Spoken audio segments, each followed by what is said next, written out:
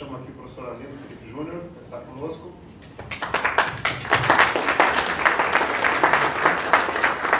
Mais uma vez, prazer tê-lo conosco, agradeço muito e já estamos prontos para ouvir. Bom dia a todos. Bom dia, pessoal. Bom dia. Bom dia. Vamos trabalhar um pouquinho.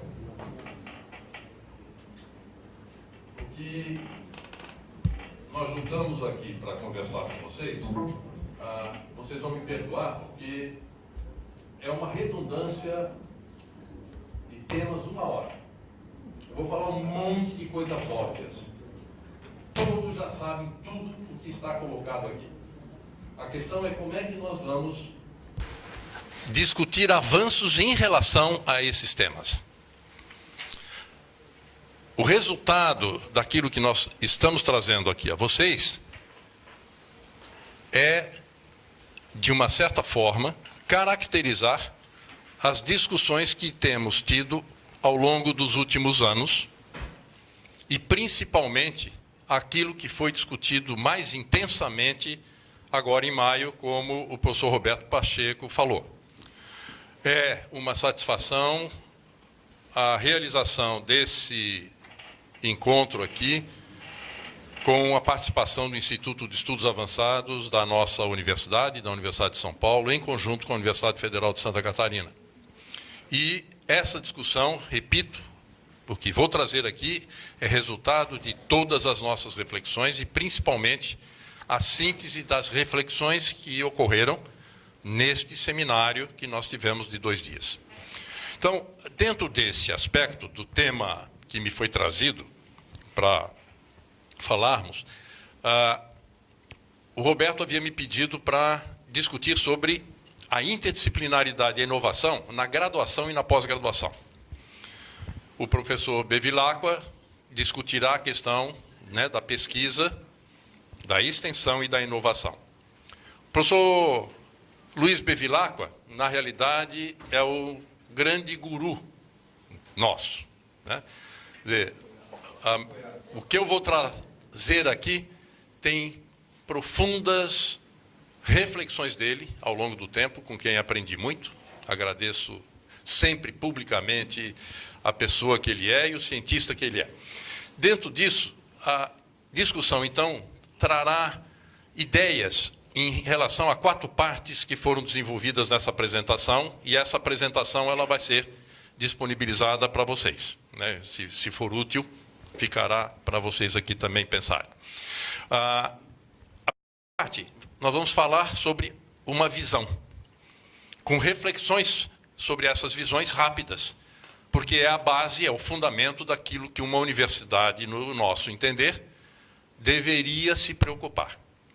A segunda parte vai discutir questões relacionadas à graduação. A terceira parte vai discutir questões relacionadas à pós-graduação. E a quarta parte, vamos retomar coisas que já foram faladas antes, já colocando agora não só como desafios, mas que perspectivas possam existir.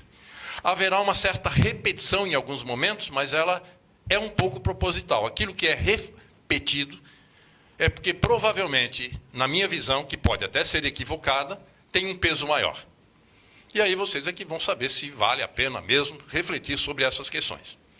Dentro disso, portanto, quando nós falamos de uma visão, nós temos que ter clareza de que nós vivemos um momento cada vez mais complexo. É um chavão, é uma obviedade, mas é uma realidade tremenda e que nós ainda não sabemos como administrá-la.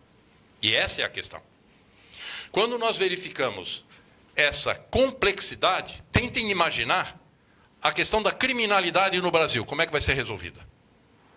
A questão da violência urbana, como é que ela vai ser resolvida? As crises financeiras que ocorreram em 2008, com riscos de voltarem a ocorrer, como é que elas são resolvidas? Como é que nós resolveremos o problema das cidades brasileiras? Outros países já resolveram, já avançaram, melhoraram. Nós continuamos vendo elas, as nossas cidades se afundando. Estou citando apenas alguns casos que mostram a complexidade que representa a vida humana. E dentro desse aspecto, nós temos que pensar seriamente em novas formas de trabalhar, que não são novas, como será visto, inclusive, na parte da tarde. Não são novas, mas que, de alguma forma, nós precisamos retomar uma nova visão para a realização do ensino, da pesquisa e da extensão, com base nos 3 inters. A interinstitucionalidade, ou seja, provavelmente nós já esgotamos a possibilidade de efetivamente conseguirmos resolver todas as atividades de ensino, de pesquisa, com uma instituição só. A partir de um dado momento, nós achávamos que éramos suficientes no departamento. O departamento tinha que fazer tudo.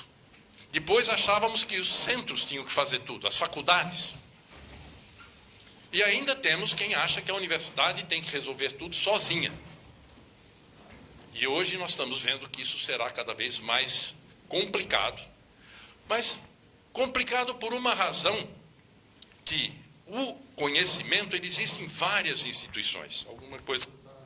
Nós já fomos chamar um pouquinho.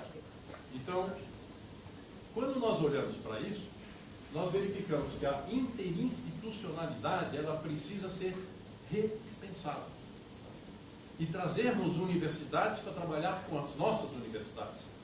E quando nós falamos de universidade, nós falamos de universidades de qualquer lugar do mundo, porque o mundo é muito pequeno.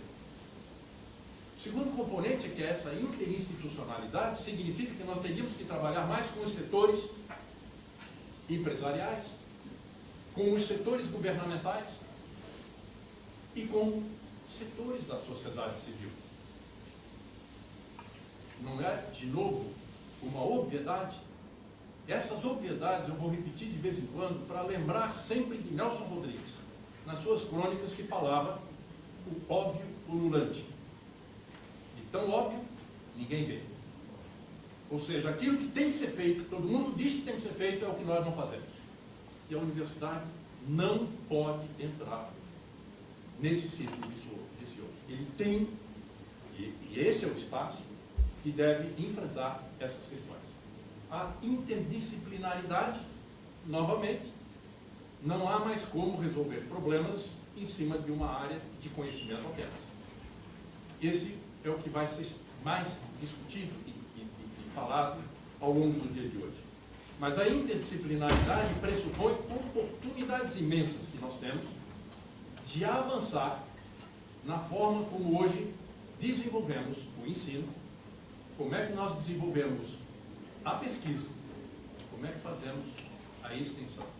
E a extensão é um dos pontos mais abrangentes da interdisciplinaridade, porque a extensão teria que ser aquela que se relaciona com o conjunto da sociedade.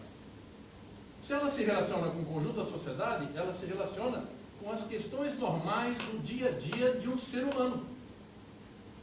E, nessa condição, não existe pessoa mais interdisciplinar, por exemplo, do que uma criança.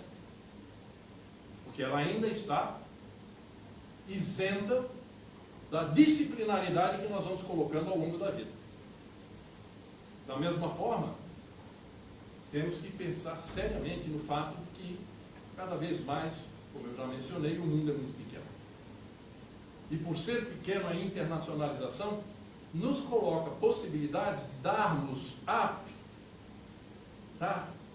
realmente um aperfeiçoamento, às vezes, em nossas atividades, quando nós chamamos e nos relacionamos com colegas nossos de outras regiões do mundo que possam ser extremamente relevantes para avançar no nosso conhecimento aqui dentro. Nós não precisamos desenvolver tudo aqui de novo. O que nós podemos e devemos fazer é, utilizando-se daquilo que já é avanço em várias áreas do conhecimento de várias partes do mundo, de que maneira nós vamos, agora sim, usar a criatividade, e aqui vem o quarto I, que eu não cito, porque o quarto I não é um quarto. Ele tem que ser o permanente, repassando e repassando todos os campos, que é a questão da inovação. Ou seja, uma sociedade, ela se reinventa a partir da inovação. Problemas e abordagens que nós temos que tratar cada vez mais que sejam do interesse de atores políticos, sociais e econômicos da sociedade. Por que eu coloco aqui o político? Porque nós não sabemos dizer para a classe política brasileira, temos uns probleminhas com ela no momento, mas acredito que seja passageiro, mas nós não sabemos nos comunicar com os bons políticos, de dizer a importância que a universidade tem para o desenvolvimento do país. Nós temos alcances significativos, muito do que a sociedade brasileira avançou, o fez por conta do que as universidades trouxeram como contribuição. No entanto, nós não sabemos colocar isso para a sociedade. E, ao não fazermos isso, temos uma própria dificuldade de encontrar os caminhos de valorização da ciência e da tecnologia enquanto mós propulsoras do desenvolvimento de um país. A questão de que, às vezes, nós reclamamos de que a ciência e a tecnologia não é valorizada politicamente, nós temos uma parcela de responsabilidade nisso. Me parece que é um dos principais fatores que as universidades deveriam, neste momento, cuidar. Como a comunicação de uma universidade atinge o cidadão comum, para que ele entenda que a universidade não é um lugar significativo para ele hoje, apenas porque é um lugar que o filho vai fazer um curso de doutor. Não, é um lugar que, além disso, dessa formação, nós realmente, como universidade, como uma comunidade acadêmica e científica, consegue desenvolver conhecimento que traz avanços científicos, avanços tecnológicos e, a partir dele, avanços sociais, avanços do bem-estar, que seria aquilo que nós procuramos como sociedade. E é claro que aí nós temos que ter clareza de que as nossas universidades deverão fazer de forma contínua reuniões acadêmicas, reuniões científicas, reuniões tecnológicas, reuniões profissionais. Todos os anos as universidades deveriam olhar o que estão fazendo. Nós não fazemos isso. Vocês já se deram conta desse negócio?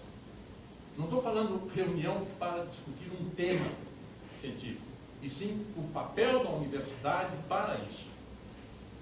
Que é a única forma de nós sabermos se nós estamos avançando na nossa comunicação com a sociedade. Com isso, eu já estou falando demais, tendências esperadas aqui seriam o seguinte. Nessa visão, o que nós queremos é que as sociedades sejam mais educadas. Então, educação básica melhor, educação superior melhor, pós-graduação melhor e assim sucessivamente. Sociedades mais educadas são mais informadas.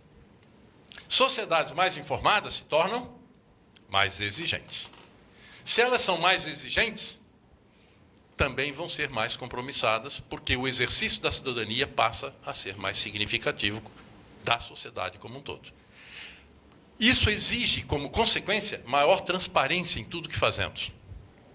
E, é claro, chama por maior participação, a partir do momento que acreditarmos que vale a pena essa participação. Dentro disso, nós teremos sempre processos mais ricos, mas temos que ter clareza de que eles são muito mais trabalhosos. E, por serem mais trabalhosos, eles demandam mais tempo. A questão da interdisciplinaridade, ela exige mais tempo. Ela exige mais trabalho. A demanda, portanto, é de que nós tenhamos profissionais mais preparados, mas também mais humanizados. Não adianta termos pessoas que sabem tudo de tudo e não conseguem ter convivência com as pessoas no seu entorno. E a universidade é o espaço que cria isso. Se nós formarmos pessoas mais humanizadas, com novos perfis de liderança, nós teremos condições, portanto, de ter uma maior qualificação da própria administração daquilo que gera e move uma sociedade. Nas empresas, nos governos, na sociedade civil e, por que não dizer, nas famílias, que é a essência de todo um contexto que, às vezes, também, no cientificismo característico, às vezes, da universidade, nós esquecemos. Que nós existimos para sermos felizes. Nós existimos para trazer bem-estar à forma como nós vivemos. E, dessa forma, a universidade precisa ter clareza de que esse é o papel dela. Se olharmos para isso, portanto,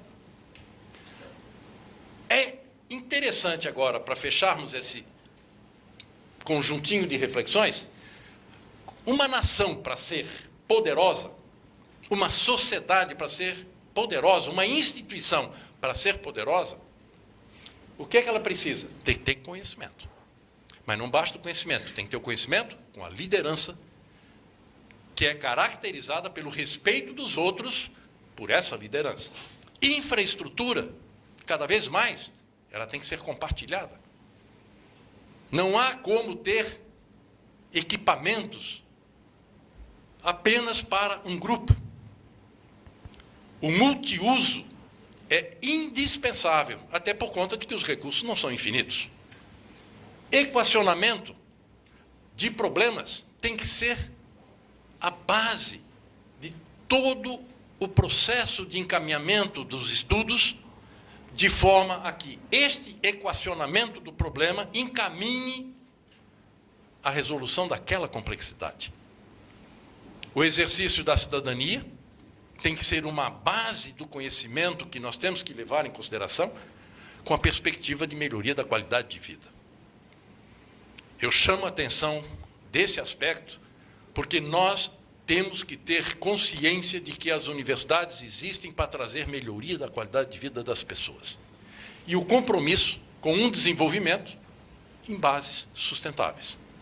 E que hoje nós podemos ter clareza também de que as Nações Unidas já estabeleceram, inclusive, os princípios do desenvolvimento sustentável. Se pegarmos lá os ODS, nós vamos ver lá que dos 17 Objetivos de Desenvolvimento Sustentável, todos eles, a universidade tem grande responsabilidade no sentido de contribuir para alcançar aqueles elementos. Próximo, por favor. Dentro disso, que movimentos nós temos visto na nossa universidade nos últimos 25 anos, por exemplo, com um destaque mais amplo nos últimos 15 anos. Criação de cursos de graduação e cursos de pós-graduação. A expansão da graduação e da pós-graduação brasileira tem sido significativo. Quem é que fez isso? O acadêmico brasileiro. O desafio foi colocado às universidades arregaçaram as mangas e estão entregando sucessivamente esse aumento. E esse aumento não vem vindo descuidado da qualidade, apesar de que nós temos que melhorar a qualidade e muito. Esse crescimento também se apresenta em cursos profissionais, porque uma parcela das universidades entendeu com clareza que tem que ter convivência com os setores empresariais, governamentais e da sociedade civil.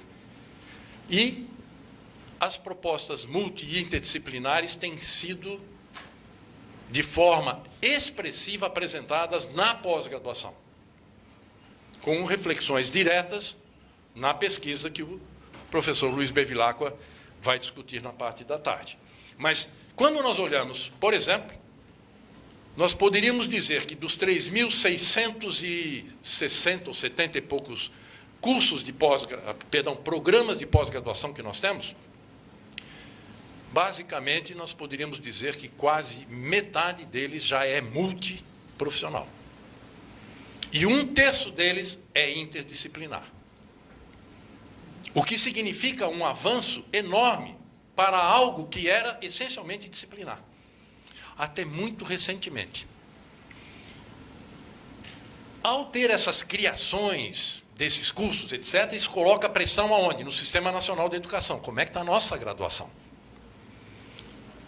Os desafios da graduação provavelmente são os mais tremendos que existem nos próximos anos. A necessidade de rever a nossa graduação é algo que se coloca como impositiva, no sentido de abrir espaços para que a nossa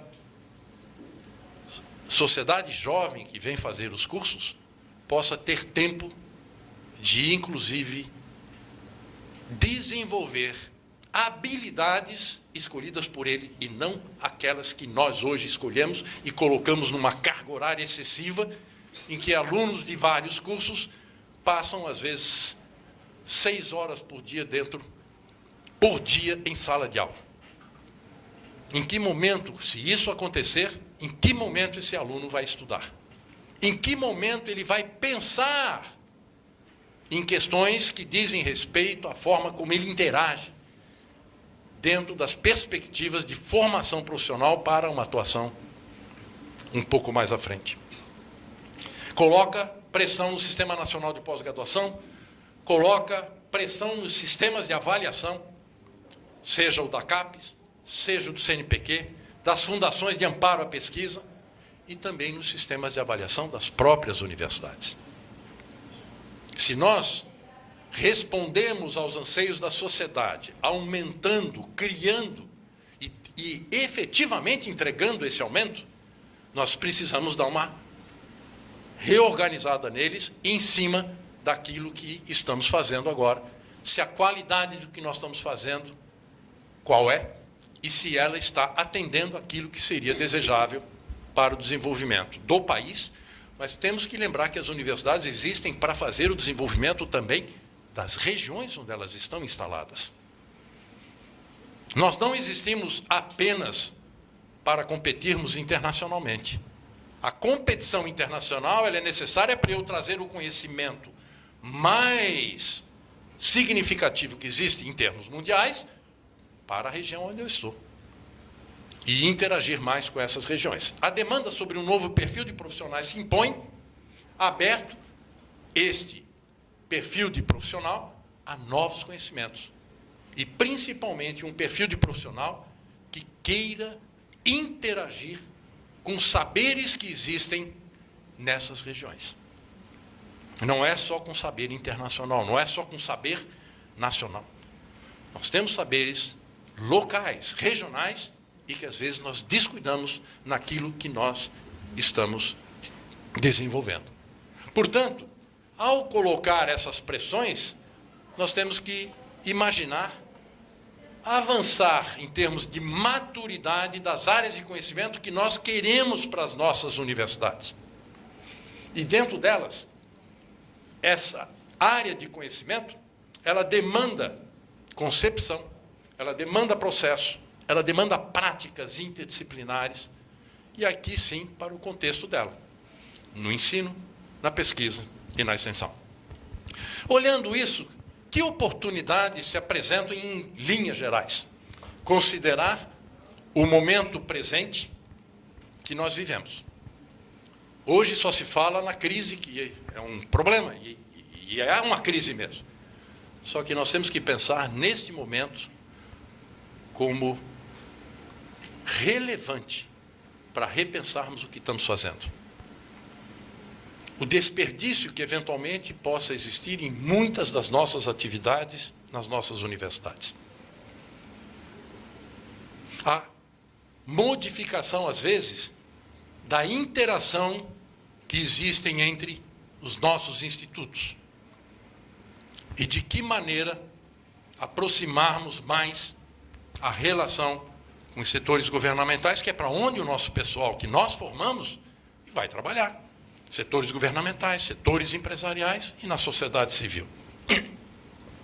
Há que se considerar, portanto, também a ideia dos fomentos. Os fomentos, quando nós falamos, eles não são apenas do CNPq e das FAPES. Nós temos recursos nas universidades e as universidades podem expressar a direção que querem por meio de fomentos, utilizando parcelas do seu próprio orçamento, que não precisa ser muito. Nós sabemos como a comunidade científica trabalha. É só verificar. Solta um edital de milhões, aparecem vários. Solta um edital de 5 mil reais, aparece um monte de colegas querendo apresentar projetos para 5 mil reais. Porque o que desafia é a ideia do que fazer.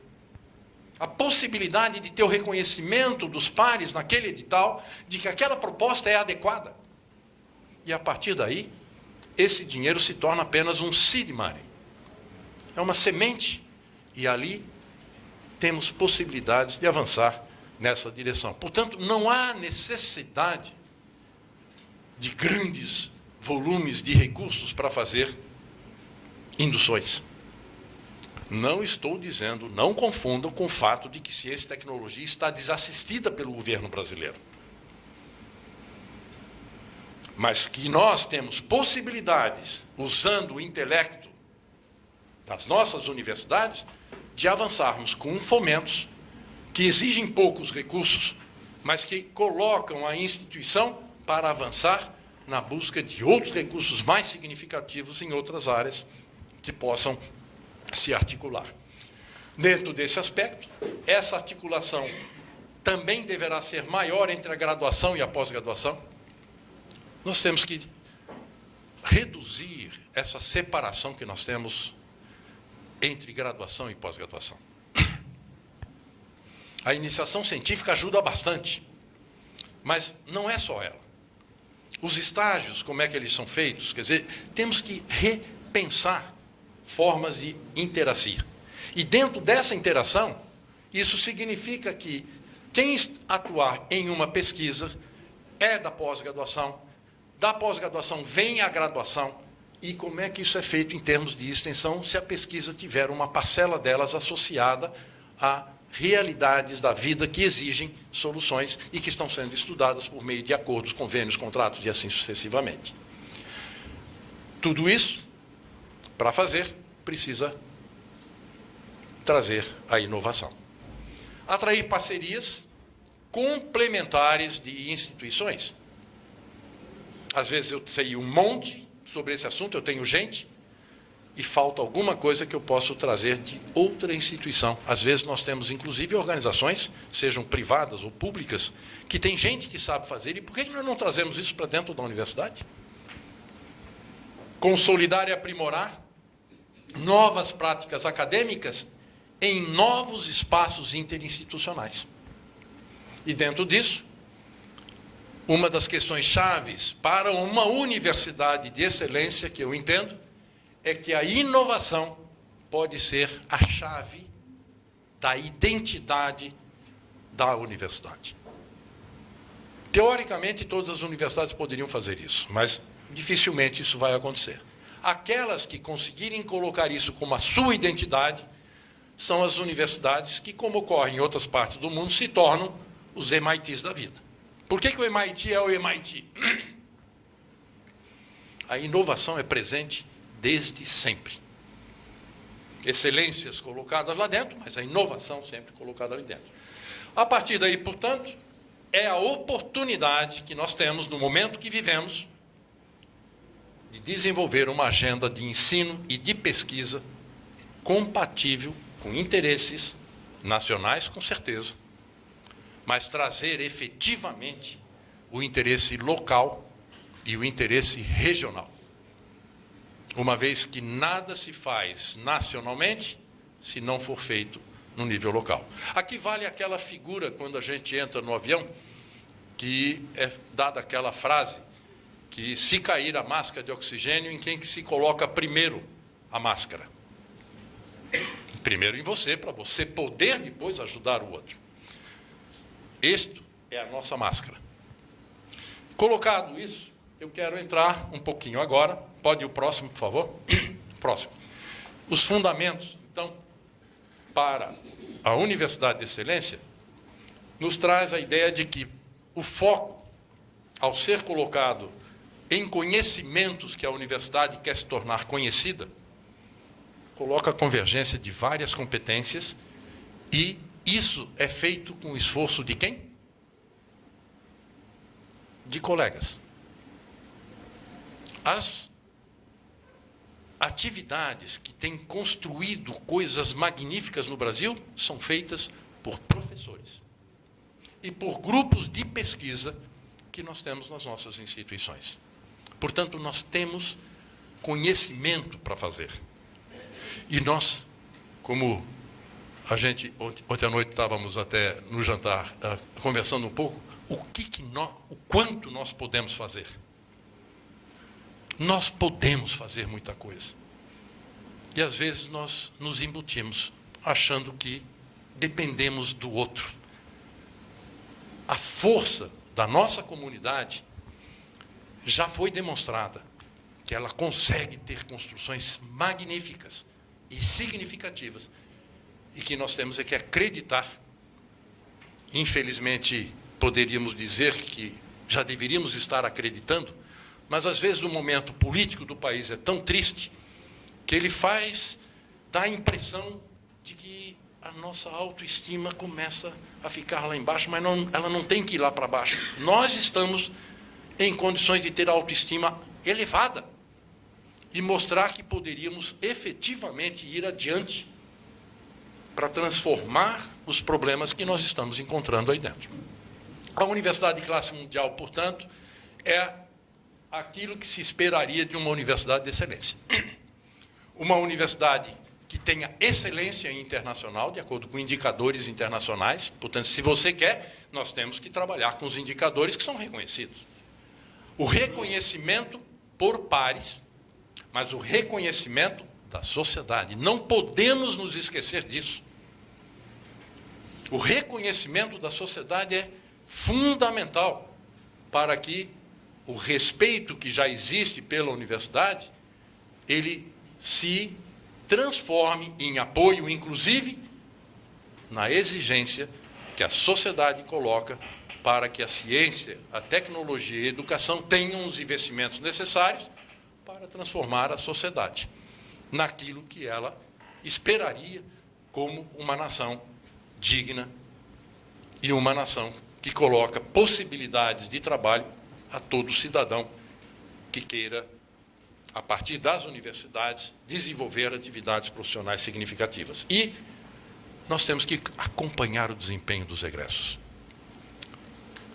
Quantas das nossas universidades fazem efetivas análises sobre o que acontece com os egressos da universidade?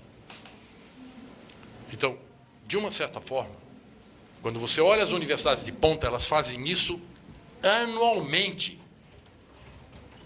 Aonde está o meu indivíduo? Ele está sendo bem avaliado? É solicitado? O resultado qual é? Os financiamentos vêm, os pedidos vêm para a universidade desenvolver aquilo que o respeito da sociedade traz enquanto contrapartida.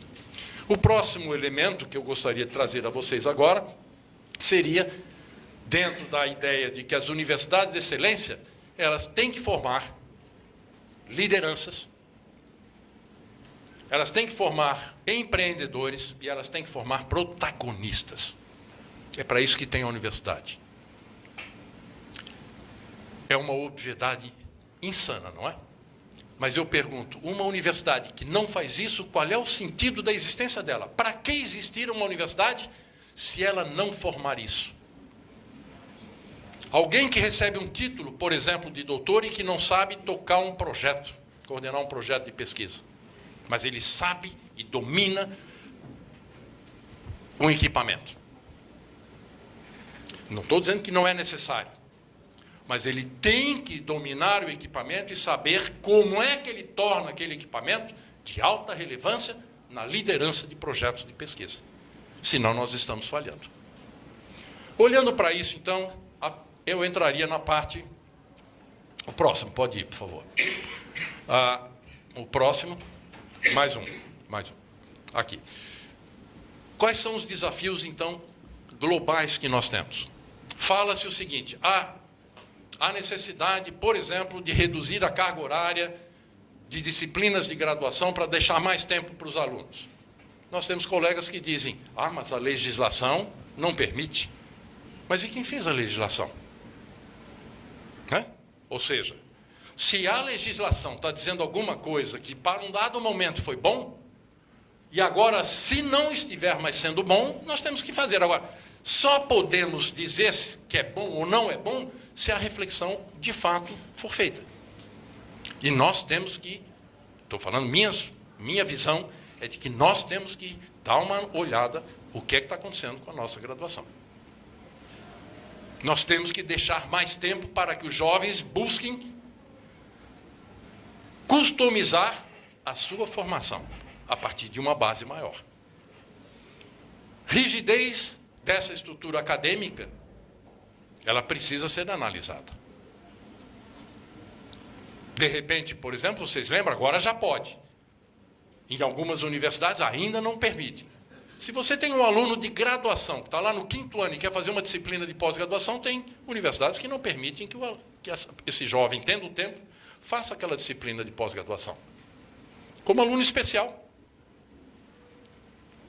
Nós já temos universidades brasileiras que fazem isso. Isso é normal praticado nas boas universidades americanas, nas inglesas. Uma coisa comum. A visão das agências de fomento é um desafio que nós temos que ter, porque nós temos que também contribuir para caracterizar nas agências de fomento a visão que as universidades também têm. Nós temos que lembrar que as universidades é que fornecem a mão de obra que faz toda a política de ciência e tecnologia do Brasil. E nós temos que refletir sobre elas e fazer as gestões políticas, no sentido acadêmico, de rever esses encaminhamentos. Acolher e flexibilizar a visão interdisciplinar. É muito mais cômodo deixar como está. Quando a gente fala com colegas, por exemplo, como é difícil se reunirem os colegas. Isso significa que nós temos que trazer a visão interdisciplinar. Eu nunca me esqueço de uma vez que nós íamos fazer uma avaliação de projetos e que nós propusemos fazer uma primeira conversa sobre o que é interdisciplinaridade para avaliação. E um dos coordenadores disse, de novo essa conversa, esquecendo que ele já ouviu isso várias vezes, mas a maioria dos avaliadores nunca ouviu. Ou seja, é processo educativo que nós sabemos. Né? Educação, quem tem filhos, né? Quem tem netos sabe disso, né? Mas quem tem filhos, né? O neto, o avô não precisa fazer muita coisa a mais com o neto, né? Deseduca, né? Então, num contexto desse, essa visão interdisciplinar ela tem que ser trazida, e isso tem que ser trazido pela alta administração, não tem como ser feito diferentemente.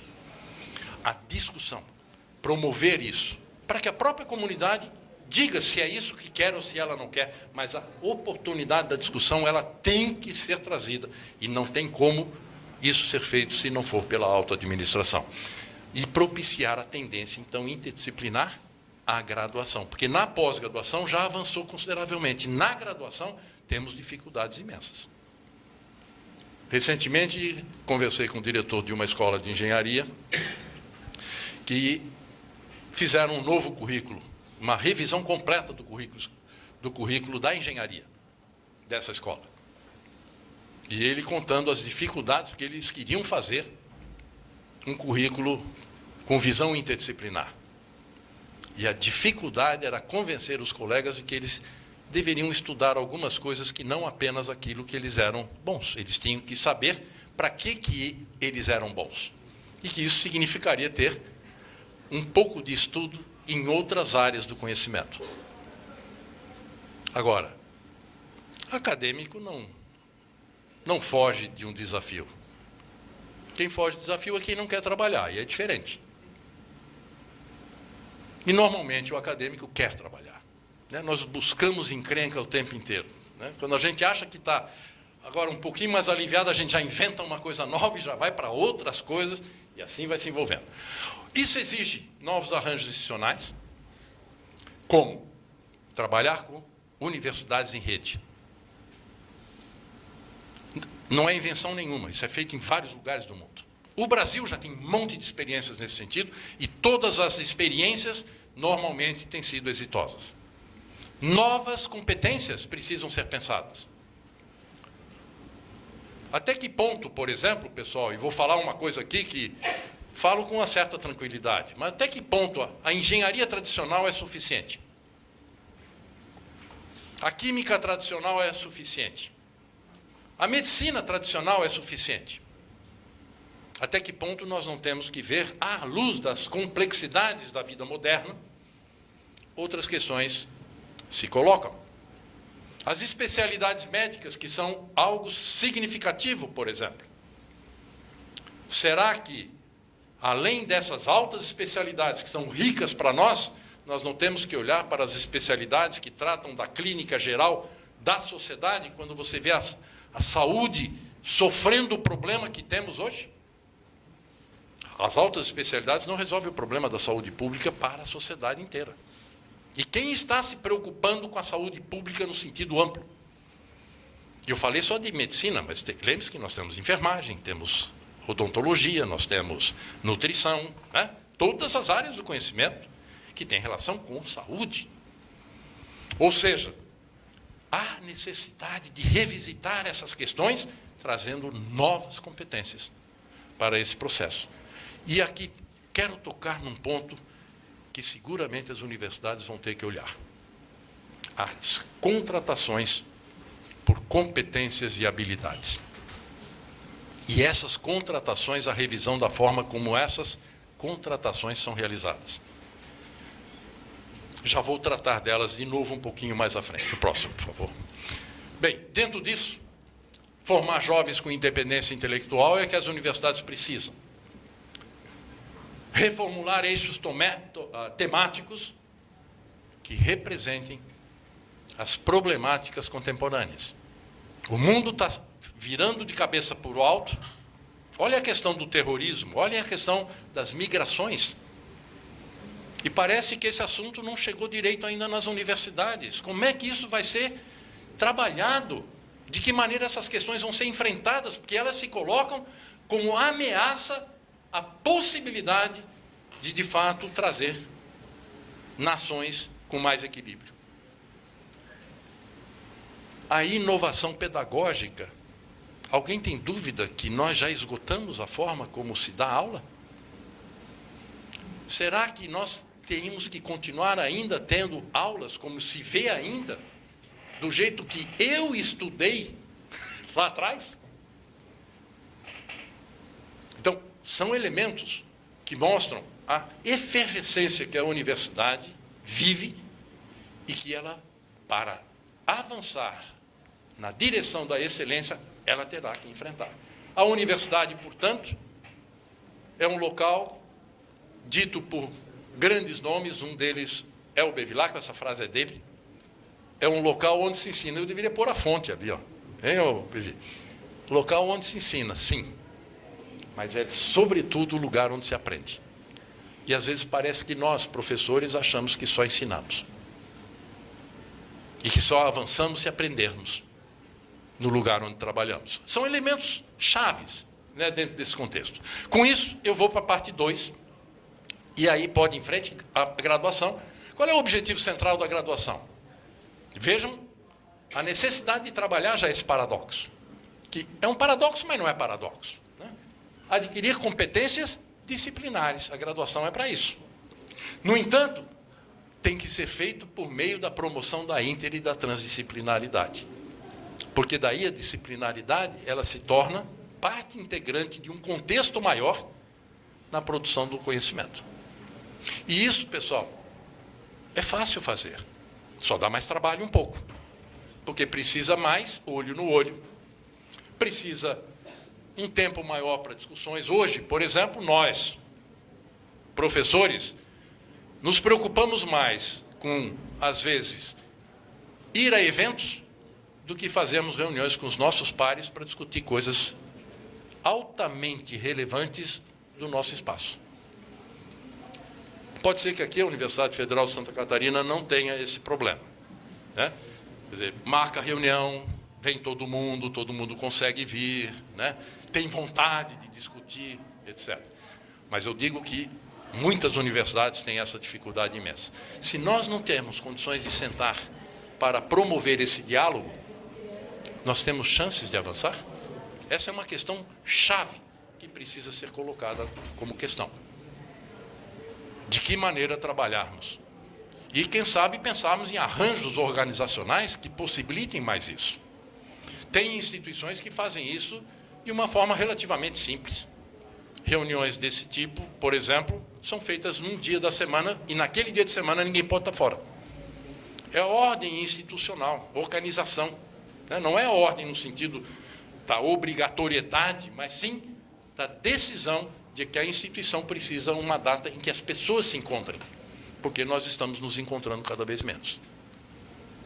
Adquirir competências, portanto, com essa promoção, nos leva a uma questão, próximo, por favor, a proximidade com setores empresariais.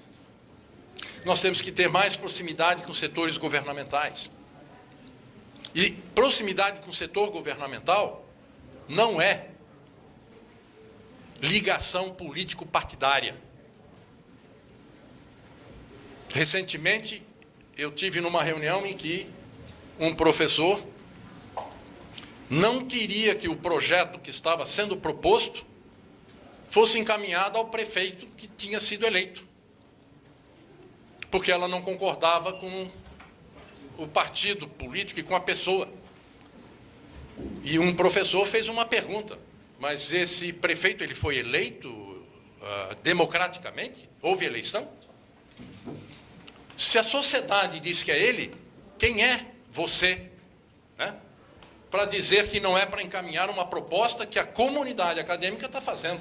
Se ele não usar, motivo maior ainda para você fazer a crítica, agora que ele não quer avançar na direção daquilo que você está propondo, não que tenha que ser feito, mas nem discutir. E muitas vezes ele pode querer fazer e, com isso, a sociedade vai ganhar. Não estou falando outra obviedade. Alguém já não viu isso acontecer? Então, elementos desse tipo significa que nós temos que começar a ter um pouco de intolerância com esse tipo de comportamento segregacionista. Não de brigar, mas seguramente de chamar para esse diálogo, que é necessário, que é indispensável. Reconhecimento da relevância da interdisciplinaridade pela instituição. A necessidade de que métodos inovadores sejam trazidos para o ensino, para as novas configurações de equipes e das novos espaços interinstitucionais. Para isso, tem que trabalhar com cuidado o conservadorismo acadêmico, que não é necessariamente ruim. Lembre-se que a existência de um conservadorismo na academia evita que você vai na onda do momento. Mas, por outro lado, a reflexão, ela diz, isso não tem mais como acontecer, e o conservadorismo, às vezes, ele é apenas, eu quero ficar no meu conforto de continuar fazendo mais do mesmo. A universidade é o lugar para fazer sempre mais do mais. Recursos formativos nossos rígidos precisam ser revistos. Ou seja, a formação na graduação de tal profissão é a mesma em qualquer lugar do Brasil. O nosso país é um país continental. Será que o que se exige de um profissional no Sul é a mesma coisa que se exige no Centro-Oeste? Com as características de lá? Daquilo que se exigiria no Norte? Daquilo que se exigiria no Nordeste? Daquilo que se exigiria no Sudeste? A base, sim, sempre. Mas aí é que vem a flexibilidade para que os programas permitam as construções de formação profissional adequadas às exigências daquela região. E a adequação da carga horária dos cursos, com certeza, voltando a falar nisso novamente. Revisão de marcos regulatórios, portanto, seriam necessários, porque qualquer mudança que houver necessidade de fazer, tem que discutir, sim, com os conselhos regionais. Vai ser uma briga do cão. Não nos iludamos, é uma briga do cão. Revisão de trâmites burocráticos. Por que nós temos tanta burocracia? A burocracia é necessária, mas por que nós temos tanta burocracia? Isso precisa inovar. A inovação traz possibilidades reais. E hoje a informática nos abre caminhos imensos para isso. Quanto que já se simplificou. No entanto, ainda quantas coisas nós precisamos olhar com atenção. E agora eu volto a falar da questão do círculo vicioso da contratação docente. Contratações essas que precisam ser cuidadosamente trabalhadas. Como é que nós contratamos alguém, às vezes, para um curso que teria que ser mais interdisciplinar? São professores, todos eles disciplinares, que vão lá fazer o concurso, e aí, dentro disso, usam os seus critérios disciplinares, e o indivíduo que é contratado é exatamente aquele que faz aquilo que aquele conjunto ali agora determinou. Portanto, surgir coisa nova como? E segundo, tem o círculo vicioso de um certo exagero de grupos, que eu não quero entrar em maiores discussões, mas isso pode matar a universidade. Mobilidade discente e docente prejudicada por essa sobrecarga horária. Por que nós não fazemos mais a inter-relação com outras universidades? Imagine a riqueza de você conseguir ter disciplinas sendo frequentadas em outras universidades com quem você trocaria os alunos para trocar as culturas dessas universidades e as pessoas se conhecerem nesse contexto. Contratação de egressos prejudicada por uma visão conservadora e cartorial. Agora eu estou falando também no segmento de profissionais sendo contratados pelas empresas, pelos governos, pelos concursos e por aí afora. Inserção da interdisciplinaridade na graduação, portanto, ela tem que ir além da universidade. Mas, se a universidade não fizer, ela tem dificuldades de ser claramente entendida lá fora. Até porque ela aceita isso de forma mais clara, porque ela vive na realidade. Próximo, por favor. Podemos ir em frente? Na parte 3, eu queria trazer um pouquinho de informações sobre a pós-graduação. Quando nós olhamos a evolução da pós-graduação no Brasil, nós temos um conjunto de eixos de atuação estabelecidos para o Plano Nacional de Pós-Graduação 2011 até 2024. Por que a pós-graduação conseguiu essa expansão tremenda? Porque ela fez, ao longo da história da CAPES, ela fez sistematicamente planos nacionais de pós-graduação. Todas as vezes que houve os planos, eles foram quase todos os itens cumpridos. Os objetivos foram alcançados. Quando nós olhamos esse Plano Nacional de Pós-Graduação 2011-2024, que foi a primeira vez de 10 anos, porque ele era 2011 até 2010. Perdão, 2011 até 2020. No entanto, com a aprovação do Plano Nacional de Educação, que foi em 2014, automaticamente teve que expandir até 2024. É uma razão só de ajuste. Mas quando nós olhamos para ele, olha os eixos de atuação. O Brasil precisa expandir a sua pós-graduação. Portanto, expandir o Sistema Nacional de Pós-Graduação. A necessidade de ter primazia por qualidade, redução de endogenia e combater as assimetrias que existem entre as regiões do país. Agenda Nacional de Pesquisa e Pós-Graduação compatível com o Sistema Nacional de Pós-Graduação. Aperfeiçoar a avaliação e expandir esta avaliação de qualidade para o sistema de ciência, tecnologia e inovação. O eixo de atuação era de buscar ampliar a multi- e interdisciplinaridade no ensino, na pesquisa e a extensão. E o apoio à educação básica como sendo fundamental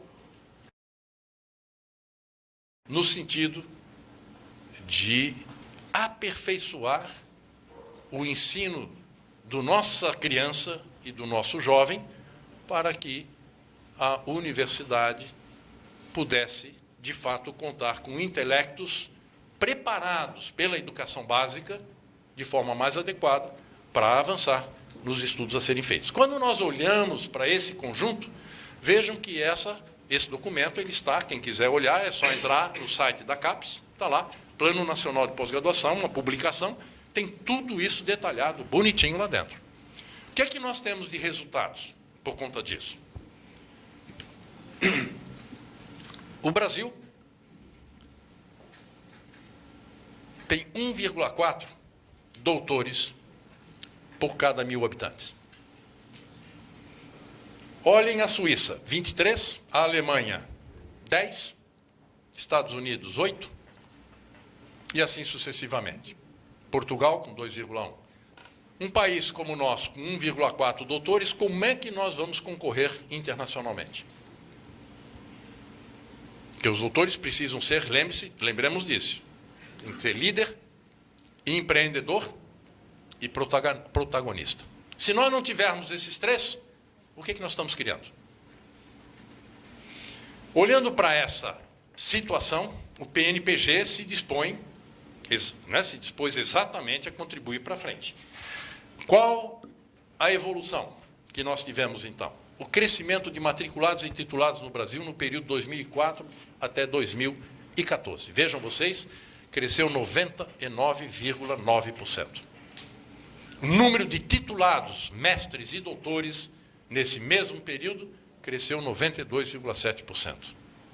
O que é que nós temos hoje no sistema, e esses dados são de 2014, que é o dado que tem ainda, enquanto não sair a quadrenal, a avaliação quadrenal, nós não teremos esses dados fechados. Temos, mas não sistematizados.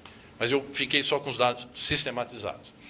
Então, nós temos aí cerca de 240 mil alunos matriculados na pós-graduação brasileira. É um número significativo, mas pouco para o país de 220 milhões de habitantes.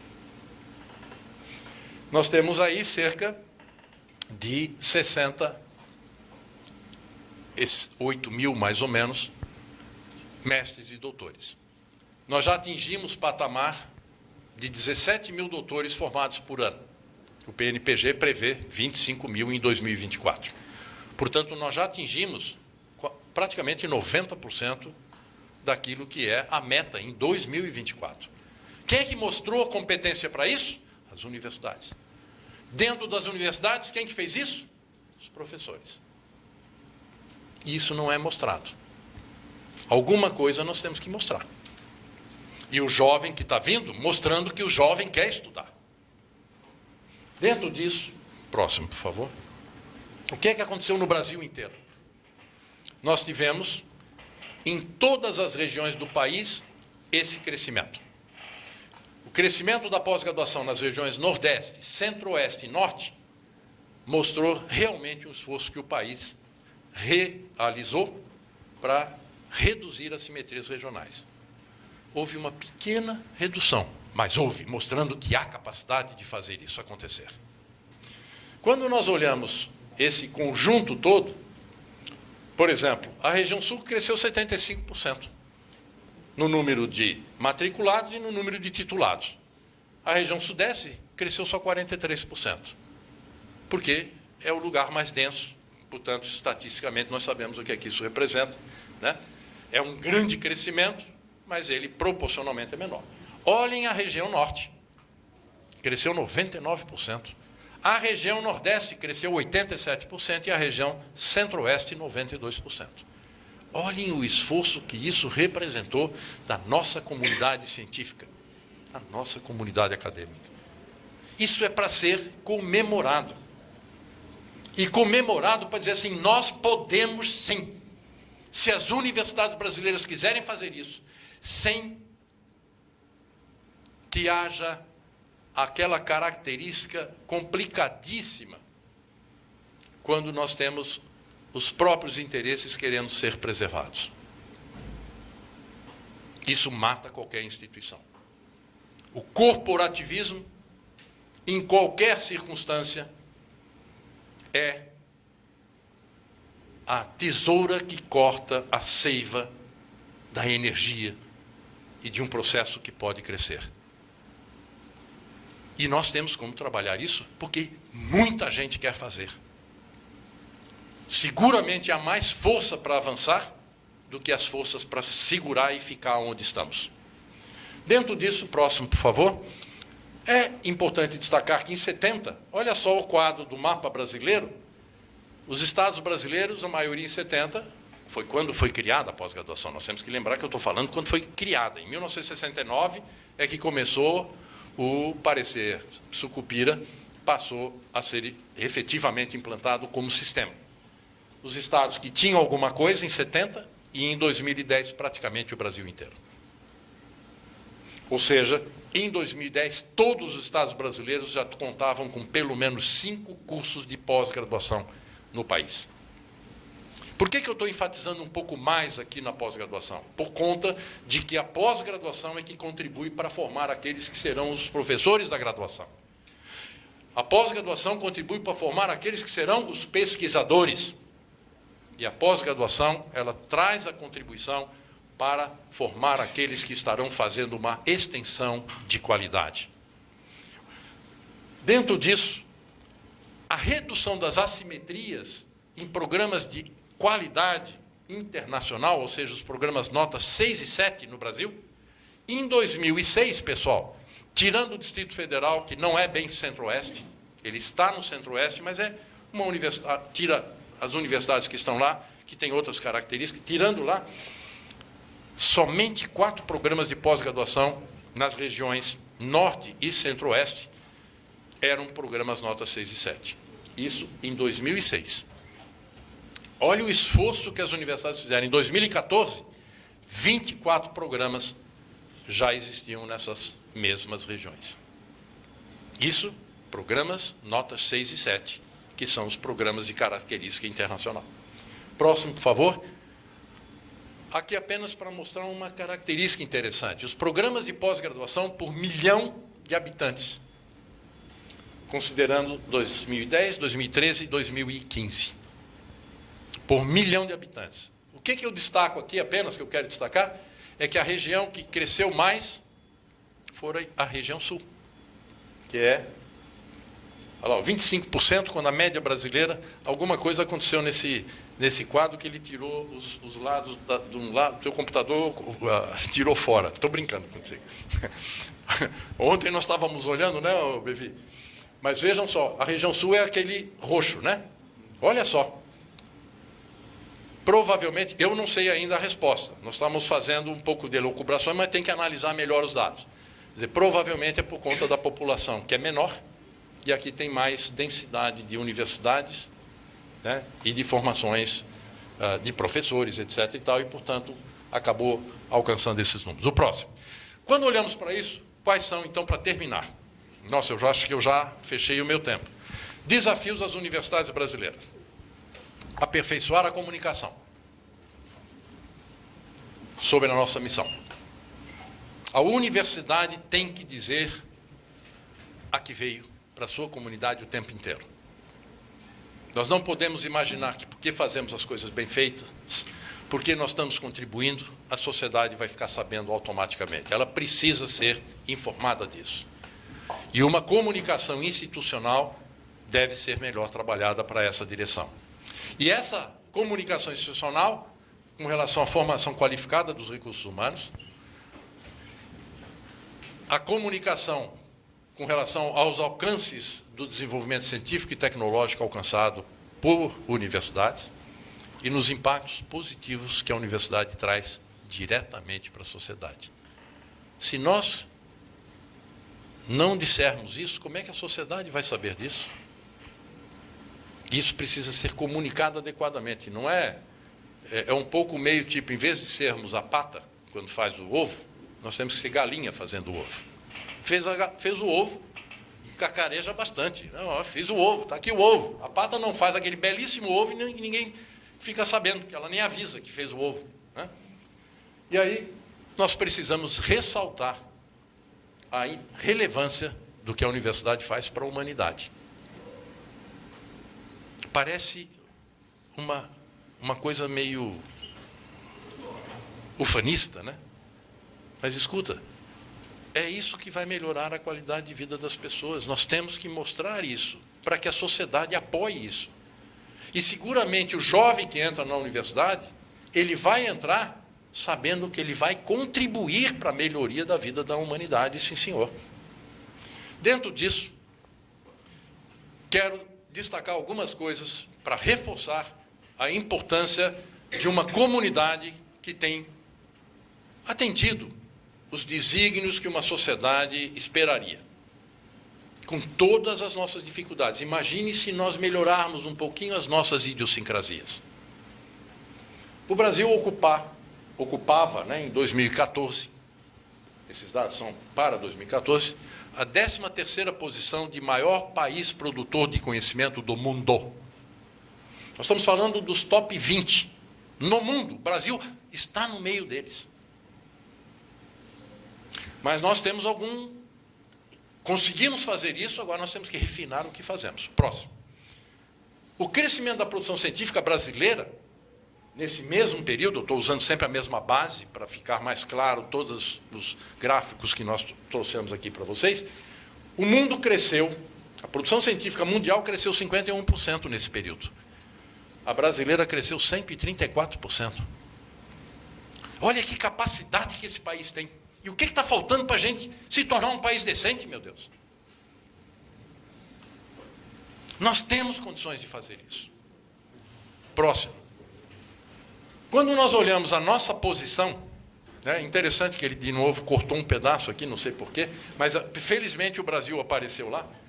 Nós temos, em termos de citações daquilo que nós produzimos de publicações, em cima das nossas pesquisas, o nosso número é 17º. Nós somos o 17º país em citações. Entre esses 20. O número é 3,61. Eu só quero destacar ele agora para ver o seguinte, o próximo. O 3,61 do Brasil, que é a média brasileira, todas as áreas de conhecimento acima da palavra Brasil são as áreas de conhecimento que o Brasil é melhor do que a sua própria média. É média, né? Média é média. Mas vejam vocês, por exemplo, física. As nossas citações estão entre quase o topo do mundo. Né? Volta só um instantinho para vocês verem lá o topo do mundo. Olha lá o topo do mundo. Suíça, 9,79 citações. Pode voltar. Então, olha ali várias, né? Por exemplo, microbiologia, 4,21. E as multidisciplinares, pessoal, 11,45. O Brasil está além. Isso é Brasil.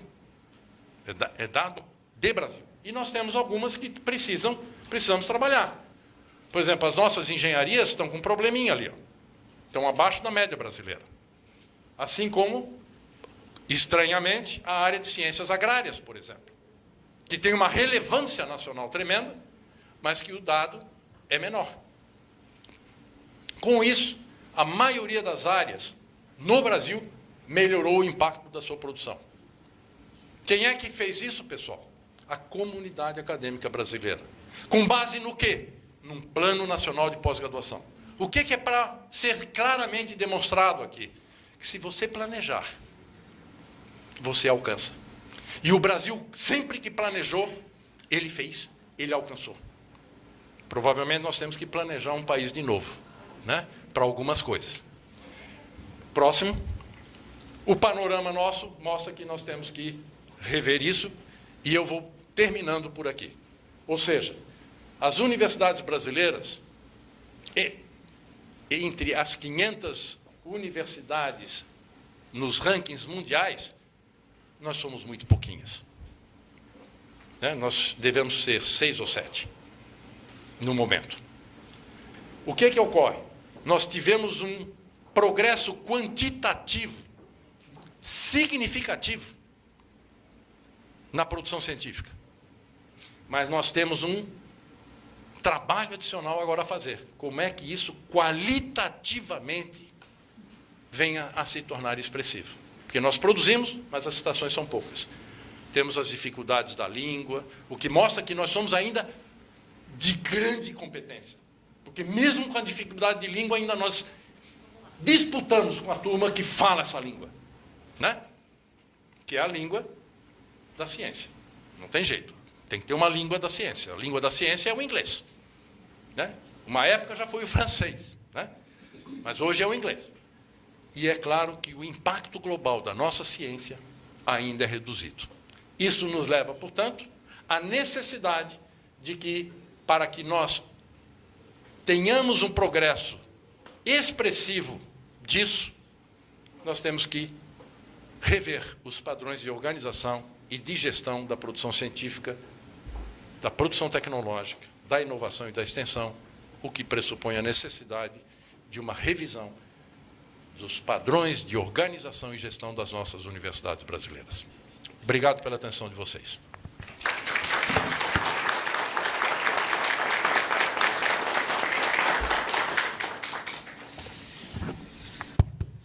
Obrigado, professor Arlindo. Vamos agora para a segunda parte aqui dessa sessão de reflexão. Então, eu queria chamar para compor a mesa, primeiro o professor Valdir Fernandes, da Universidade Tecnológica Federal do Paraná.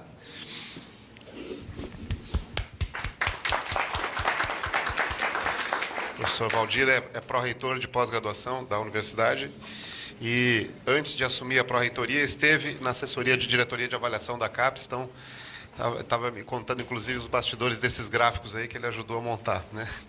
Quero chamar também para compor a mesa o professor Sérgio Freitas. O professor Sérgio, nosso pró-reitor de pós-graduação, e o nosso reitor, usando a prerrogativa do seu cargo, acabou de convocar o nosso pró-reitor de graduação para uma ação. Em seguida, vamos ver que vamos contar com ele aqui para a reflexão em seguida. Bom, como eu disse antes, a dinâmica é que nós temos agora em cima da reflexão. Professor Arlindo, por favor, continue conosco a mesa. E vamos ouvir agora os pró-reitores em relação à reflexão.